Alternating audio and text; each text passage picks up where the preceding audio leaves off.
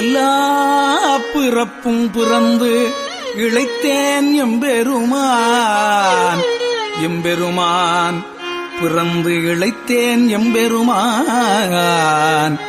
எல்லா பிறப்பும் பிறந்து இளைத்தேன் எம்பெருமான். மெய்யே உன் பொன்னடிகள், மெய்யே உன் பொன்னடிகள் கண்டு இன்று வீடு உற்றேன். உய்ய என் உள்ளத்துள் ஓம்காரமாய் நின்ற,